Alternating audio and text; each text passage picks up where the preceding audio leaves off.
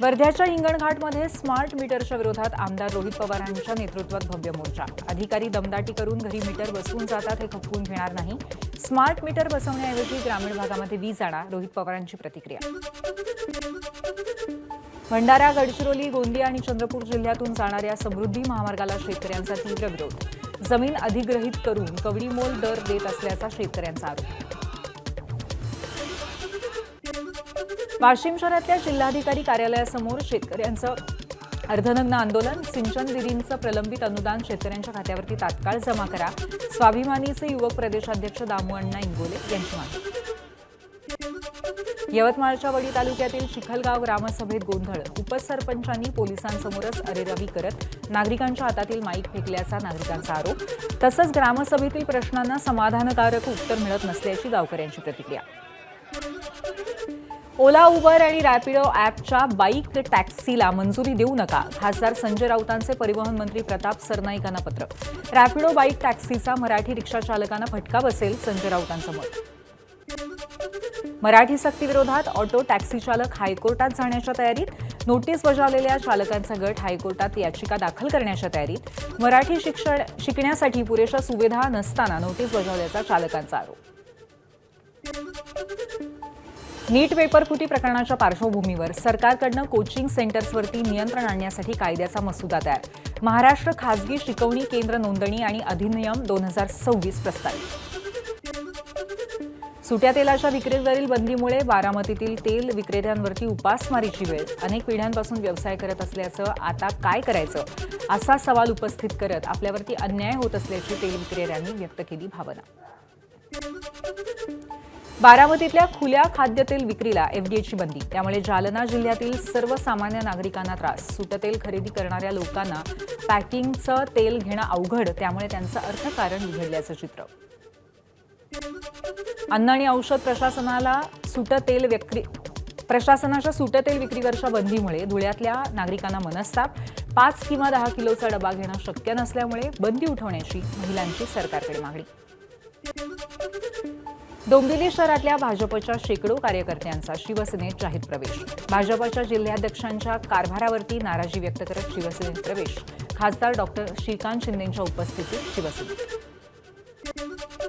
ठाण्यातील दिवा शहरामध्ये ठाकरेंच्या युवासेनेत तरुणांचा प्रवेश।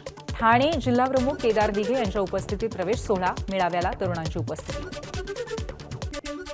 भाजपकडून नवनीत राणांना अजूनही कोणतीही मोठी जबाबदारी मिळाली नाही। सोशल मीडियामध्ये रील्स आणि पोस्ट टाकून नवनीत राणांनी व्यक्त केली नाराजी।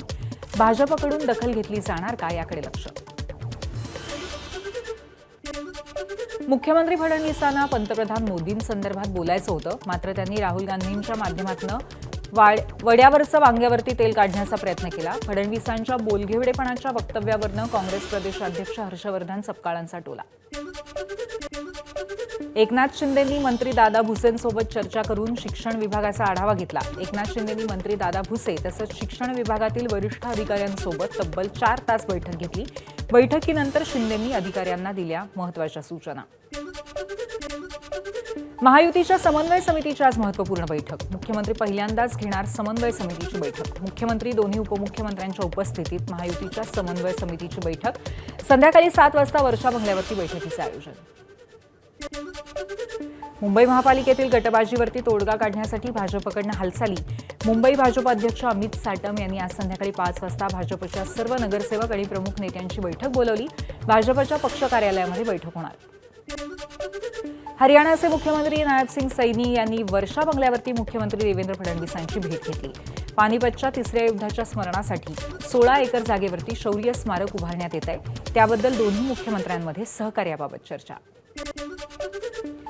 मुंबईतल्या देवगिरी निवासस्थानी उपमुख्यमंत्री सुनेत्रा पवार यांनी घेतला जनता दरबार। नागरिकांच्या समस्या ऐकून घेत सोडवण्याचं आश्वासन दिलं। रुपाली चाकणकरांची बदनामी केल्याप्रकरणी 19 जणांवर गुन्हा दाखल। तक्रारीमध्ये रुपाली ठोंबरे, सुषमा अंधारे, दीपाली सय्यद यांच्यासह अनेक नेत्यांचा समावेश। सार्वजनिक कार्यक्रमातील फोटो व्हिडिओ वापरून असंबद्ध आरोप केल्याचा चाकणकरांचा दावा। पहाटे 3:30 वाजता नवजात शिशु अतिदक्षता विभागातल्या व्हेंटिलेटरमध्ये अचानक स्फोट झाला। त्यामुळे लागलेली आग अतिदक्षता विभागात वेगाने पसरली आणि त्यात 3 बालकांचा दुर्दैवी मृत्यू झाला। अमरावती जिल्हा स्त्री रुग्णालयाच्या 3ऱ्या मजल्यावरती एकूण 3 नवजात शिशु अतिदक्षता कक्ष, या कक्षांमध्ये मिळून प्रत्येकी 13 अशी मिळून 39 नवजात बालकांवरती उपचार घेण्याची क्षमता. यापैकी एका कक्षामध्ये आग लागली आणि आग लागली तेव्हा 9 बालकांवरती उपचार सुरू होते. आग लागल्याचं लक्षात येताच ड्युटीवर असलेल्या डॉक्टर, नर्सेस आणि कर्मचाऱ्यांनी उपचार सुरू असलेल्या बाळांना बाहेर काढलं. जीवाची पर्वा न करता नर्सेसने 6 बालकांना बाहेर काढलं. त्यांच्यामुळे उपचार सुरू असलेल्या इतर बालकांचे जीव वाचले. अमरावतीच्या जिल्हा स्त्री रुग्णालयातील घटनास्थळाची आरोग्यमंत्री प्रकाश आंबेडकरांकडून पाहणी. आरोग्य आयुक्तांच्या अध्यक्षतेखाली 7 सदस्यीय उच्चस्तरीय तज्ज्ञ समिती नेमल्याची आंबेडकरांची माहिती. येत्या 8 दिवसात समितीचा अहवाल सादर करण्याचे निर्देश. अमरावतीतल्या दुर्घटनेवरती पालकमंत्री चंद्रशेखर बावनकुळे यांनी व्यक्त केलं दुःख. सरकार मृत बालकांच्या कुटुंबियांच्या पाठीशी, उपचार सुरू असलेल्या बालकांना सर्व मदत देणार असल्याची ग्वाही.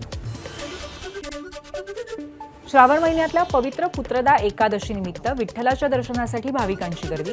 पंढरपुरातून 5 लाखांपेक्षा जास्त भाविक दाखल झाल्याची माहिती.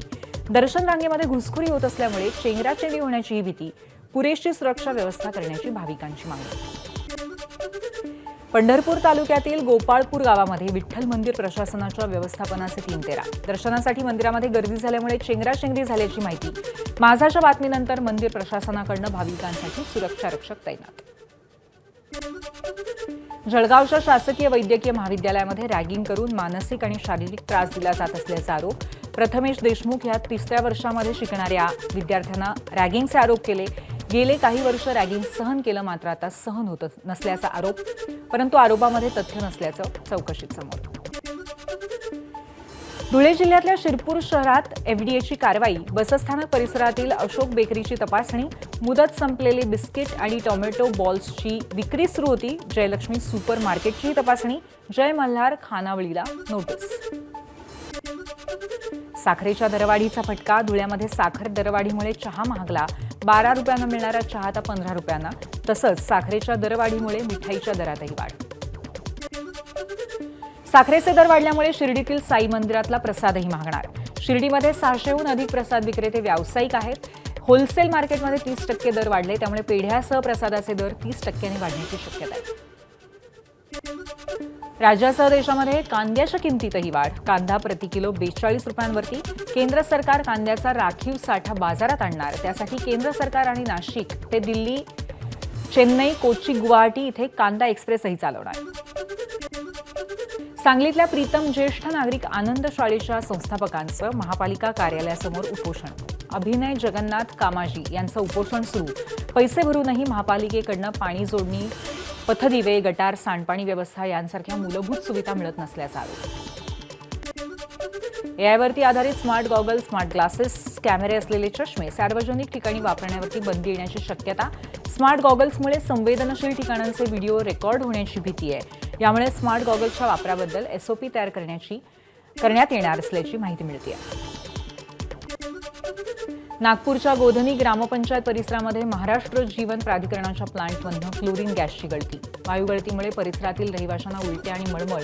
अनेकांवरती रुग्णालयात उपचार सुरू.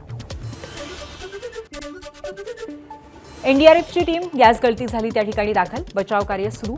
200 मीटर पर्यंतचा परिसर रिकामा करण्यात आलाय. मध्यरात्रीच्या सुमारास गॅस गळती झाल्याची माहिती आहे. श्रीलंकेविरुद्ध देवदत्त पडिक्कलचं सलग दुसरं दमदार शतक. कोलंबोच्या सामन्यामध्ये पडिक्कलची 193 चेंडूमध्ये 117 धावांची खेळी. श्रीलंकेत विदेशी संघाकडनं 3ऱ्या क्रमांकावरती सर्वाधिक धावा करणारा पडिक्कल ठरला जगातला पहिला फलंदाज.